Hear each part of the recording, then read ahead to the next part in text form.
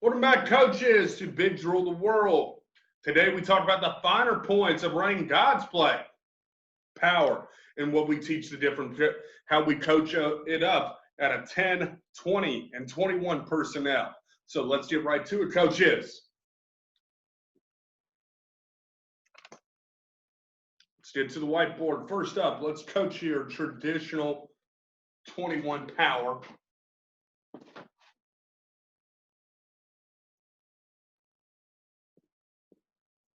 Get rid of this crappy marker here.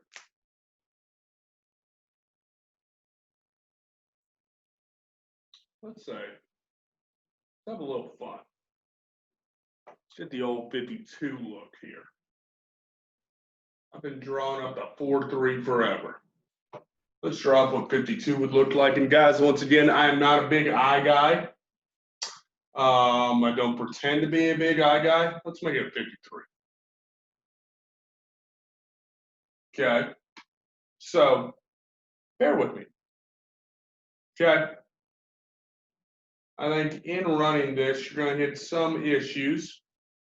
We're going to talk about them.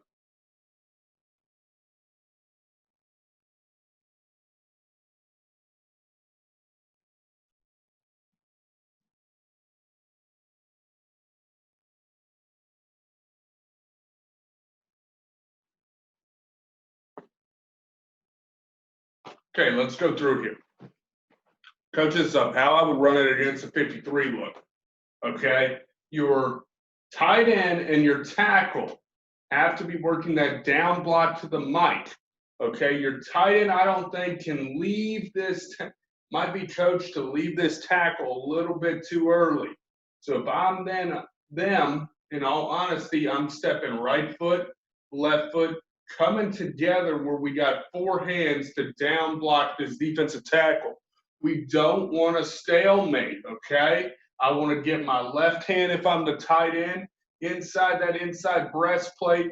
I want to get my right hand. I like to get him up at the shoulder, almost on the flipper to kind of control him, to get him moving this way or that way up the field. Okay, we do not want a stalemate, because if we get a stalemate right there, my fear is we're going to jam up the line when our pulling guard and our fullback come through. Okay, so we want to get him moving. We got four hands on him, four eyes on the mic. Okay, if the mic shoot, I'm expecting to get a push here. Guard's going to flip his hips, overtake him, and the tight end can roll down and have a much better angle on the mic. But what happens if the mic shoots right there in the B gap? Well, now the guard has to overtake him, and the tight end or the tackle has to overtake him, and the tight end has to be prepared for it. See, I'm such a one-back guy. I'm saying guard and tackle too much. Okay. This is where I think I have trouble in the 53 most off, okay? If they're giving you a true eagle look, so we got these threes right here, okay? You're going to need that center to scream his butt back. He's almost taking a flat step like a darn pull to cut off this three technique from following, okay? That's when you get your guard pulling and wrapping, okay? You have your nose, you have your play side guard trying to then overtake the nose. Your tackle then has to sort of chip and make sure nobody falls through before he can get the backside backer, okay? Our backside guard is going to take a flat pull, okay? I would make this flat. I don't think it's short enough to do a bucket. So we're going to take our left foot. We're going to rotate our hips to where they're facing along the line of scrimmage, going east-west. We're coming flat, staying low. The fullback here is taking a trajectory that's going to put him kicking out this defensive end, okay? If he's sitting there and he's cleared the gap open so you can kick, you want to kick right shoulder, you want to put your right shoulder and your helmet inside of him to clear that hole open so the guard can fit through first. And once the guard comes through, he needs to gather himself and stay balanced to be able to flow with that linebacker. He now becomes a fullback. That's why I like the fullback doing more of the rapping and the guard doing more of the kicking. Now, the fullback also has to pay close attention if this end should squeeze down.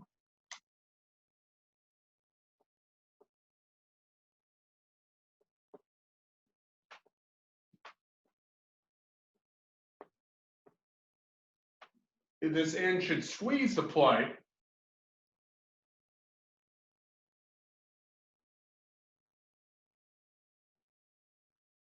Then that's going to turn this into more of a seal.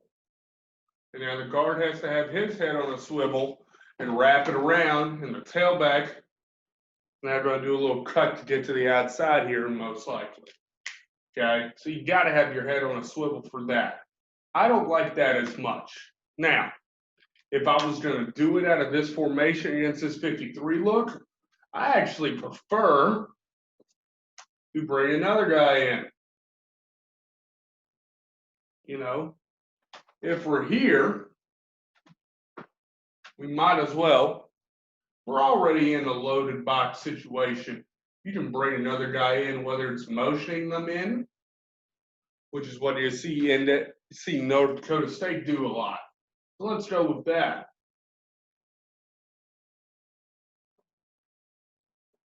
So we got 53. Boom. Okay, we've got motioned in or split in. So now this corner might roll back, or he'll probably stay out there in all honesty. So now, okay, we don't have to pull with the backside guard back. Okay, now we're working here. We still have our play side double team right there. We can still have this guard, play side guard in center working here to backside backer because I think the angle is better. We can fan back on the end. Now I'm having one fullback kick. This could be a receiver, tight end, fullback type. Now he's going to kick. Now this fullback he takes the place of the pulling guard to get the play going here. Well, once again, very critical in this double team, I think, and very critical that we get the back blocks here by the center and play side guard. Okay. That's out of tight end I formation type stuff. Let's see if we get it into our one back situation. Okay, let's go with the traditional power rules. Okay, let's go 3-3. I've been giving you a lot of 4-2 and a lot of 4-3, so I want to balance it out some. Okay, so if we go through this, we're dipping with our left foot, we're ripping with our right arm, we're trying to avoid this end here because he's going to get his butt kicked out to run power. And now I'm up on the linebacker. We have our double team here, right foot, left foot, to make sure that we overtake him right here. We're going double to the Mike linebacker, okay? Kick, okay. I take it back. I'm talking one back power, and we're not using traditional power rules. We're going double to the backside linebacker. So we're going 4 hands on him, 4 eyes on the linebacker, the center assuming that what's going to happen is the play side guard is going to overtake his nose guard, and he's going to have to come down to backside backer. But you know what assuming gets you? I mean, you could get some type of crazy stun out of this 3-3 where he comes here. These guys have to have 4 hands on the nose, 4 eyes on the linebacker. We got to get movement on that nose anyway. If that nose puts that center back 2 feet even, we're messing up this pull because this pull's got to be flat to kick out right here. We're not doing a bucket step and gather pull. We're doing a flat kick out pull right there. So I'm taking my left foot back. I'm spinning. I'm turning my heat. Our coach used to talk about like stepping on a bug and really grinding him into the ground. I'm taking my right elbow, throwing it so I can get going on a flat trajectory down the heel line. I'm going to kick with my right hand. We're going to pull right. We're going to trap right shoulder. Teaching the old shoulder trapping stuff like out of the wing tee. God bless my soul on that one. We're going to kick and keep our head to the inside so we clear out that hole. Why are we clearing out that hole? Because we're going to have right there for tailback and then quarterback catches the ball. So really you could even do, and guys, you see me talking through this, this is what we call super. You could really do that play side tackle if you're having a hard time getting that kick to the play side backer, you get him going down to Mike instead of having that tailback come get Mike, because then you have tailback. Yeah, I like that a lot better. You see me learning on the fly a little bit here. I like that better depending on your tackle. Now he's taking a hard dip and rip step instead of having to get north-south again and get his head on the swivel with this linebacker, which he's on an even playing field with. Now he has a more trajectory, a better angle on that Mike linebacker, okay? It gives us that power look to it. Bang, and here we go. And depending on how quickly your guard's getting there, some of you might like to put your tee up and kick and wrap there. Maybe you have a more traditional F or a H to go for that kick or that wrap there.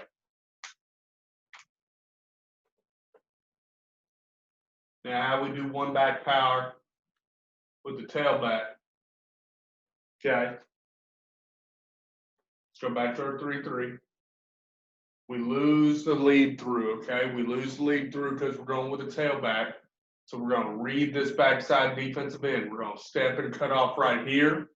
We're going to double team now, 4 hands on him, 4 eyes on the Mike. Double team to the Mike linebacker. We're going to rip through right here, get play side back. And that's the only reason I wouldn't change stuff up with what we would call Super G. Because with this hard left step and the rip, do you want him one play going to the Mike and the rest of them going to play side backer? That's up to you. Okay, I think the best way to do it probably, while it looks great in Super G, to do it where he's going to the Mike. If you have a smart enough tackle to know the difference. We got a flat pull once again. We're off to the races now. Remember what I said with G was the most important thing, in my opinion, was when we call our Gs, whether it's 25, 26, 16, 15, 25 cutback, 26 cutback. All linemen here is 6 and G, 5 and G, and they know what to do. So do you want it being different even when we call Super G? Do you want it being different for that play side tackle? That's up for you and how smart your guys are. Now what we have is what we call dart in our play system. Out of a 20 look,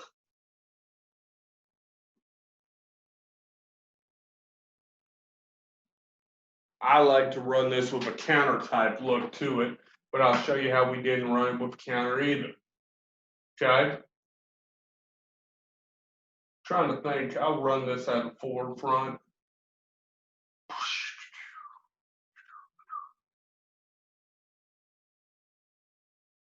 4-3, he'll drop down right there. So, now we have our double, that tackle and that guard working together on that 3 technique. Trying to get down to the Mike linebacker. Okay, it's a little risky now. We've left play side end and play side linebacker alone. Oh, Lordy.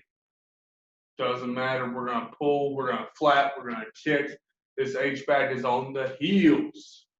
And when that guard kicks, once he sees the kick, he's wrapping up into the hole, and he's a basketball player looking for that linebacker and trying to square him up. Okay? With the counter step here, with the tailback pulling this in, we can get that linebacker. Okay? Dipping, ripping. If he cuts across his face, he takes him. If not, he's dipping, ripping, and going to backside backer. How would we also do it? We could also hold him with the quarterback read if we want to go tailback dart. And that was just a few things that we would do. Off of it, I wanted to give you a little bit more of the finer details and not put it all into one little crazy video. Okay, so this is a shorter video on running the finer details. The big things I think you can emphasize in practice, okay?